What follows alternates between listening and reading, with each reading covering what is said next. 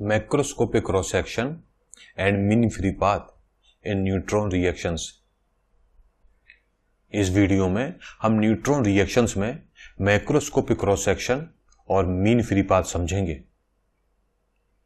हमें पता है कि अधिकतर मटेरियल्स में कई एलिमेंट्स होते हैं। क्योंकि अधिकतर एलिमेंट्स में कई आइसोटोप्स होते हैं, इस कारण से अधिकतर मटेरियल्स में कई रिएक्शन क्रॉस सेक्शन होते हैं। प्रत्येक आइसोटोप के लिए एक क्रॉस सेक्शन होगा। इस कारण से मटेरियल के समस्त आइसोटोप्स को इंक्लूड करते हुए हम मैक्रोस्कोपिक क्रॉस सेक्शन की बात करते हैं, व इन समस्त मैक्रोस्कोपिक क्रॉस सेक्शन को ऐड कर लेते हैं। मैक्रोस्कोपिक क्रॉस सेक्शन के रेसिप्रोकल को मीन फ्री पाथ भी कहते हैं। यह वह पाथ लेंथ है जो न्यूट्रॉन बगैर किसी कोलिजन के ट्रेवल कर सकता है। दूसरे शब्दों में, दो कोलिजन्स या इंटरेक्शन के बीच न्यूट्रॉन द्वारा ट्रेवल किए गए मीन डिस्टेंस का एवरेज मीन फ्री पाथ कहलाता है। इसे लैम्डा से डिनोट करते हैं। अब हम मीन फ्री पाथ लैम्डा और मैक्रोस्कोपिक क्रॉस सेक्शन सिग्मा के बीच संबंध निकालते हैं। हम मैक्रोस्कोपिक क्रॉस सेक्शन का टोटल लेते हैं, इस कारण से इसे सिग्मा टी से डिनोट करते हैं। हमें पता है कि beam intensity I neutron density के प्रोपोर्शनल होती है। वह इसका फॉर्मूला है I = NV, जहां N पर यूनिट वॉल्यूम में न्यूट्रॉन्स का नंबर है, फॉर V न्यूट्रॉन्स की यूनिफॉर्म वेलोसिटी है। तो बीम इंटेंसिटी या flux I = I0 e⁻⁻ sigma T x को हम लिख सकते हैं N = N0 e⁻⁻ sigma T x। यह इक्वेशन बताती है कि पर यूनिट वॉल्यूम में कितने न्यूट्रॉन्स बगैर किसी भी प्रकार के कोलिजन के डिस्टेंस x तक पेनिट्रेट कर सकते हैं। फर्दर डिस्टेंस dx चलने पर dn न्यूट्रॉन्स कोलिजन करेंगे व ड्रॉप आउट हो जाएंगे। इन ड्रॉप आउट न्यूट्रॉन्स का नंबर निकालने के लिए equation N = N0 e⁻⁻ sigma T x को डिफरेंशिएट करना होगा और हमको इक्वेशन मिलेगी dn = -N0 e⁻⁻ sigma T x dx। Group of neutrons की कंबाइंड पाथ लेंथ जो डिस्टेंस x ट्रेवल करेंगे, वह डिस्टेंस x व x + dx के बीच कोलिजन करेंगे, होगी x.dn। ग्रुप ऑफ न्यूट्रॉन्स की कंबाइंड पाथ लेंथ जो डिस्टेंस x चलेंगे और डिस्टेंस x तथा x + dx के बीच कोलाइड करेंगे, वह होगी x.dn।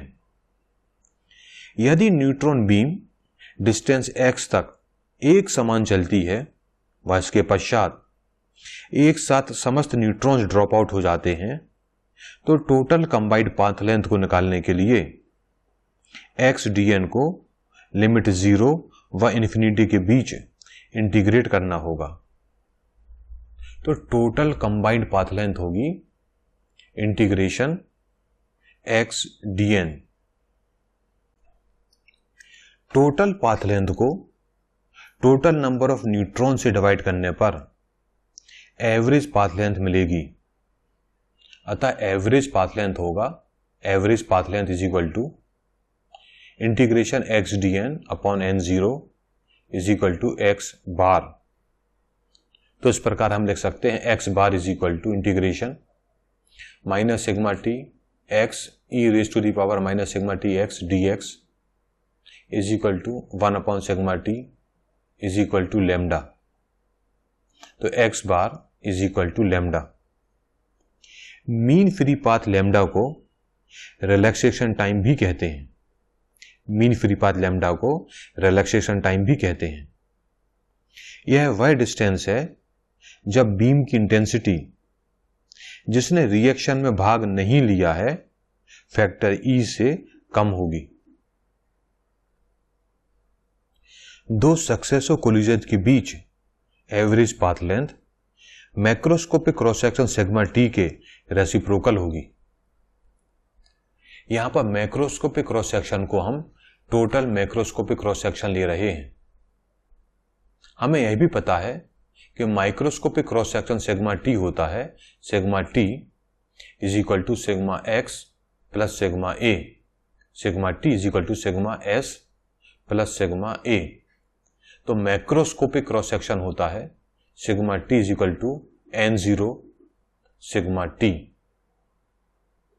स्मॉल सिग्मा टी की जगह हम लिख सकते हैं sigma S plus sigma A, तो यही हो जाएगा N zero sigma S plus sigma ए। ब्रैकेट खोल देंगे, इक्वेशन हो जाएगी N zero sigma S plus N zero sigma A. तो हमें इक्वेशन मिल रही है sigma T is equal to sigma S plus sigma A.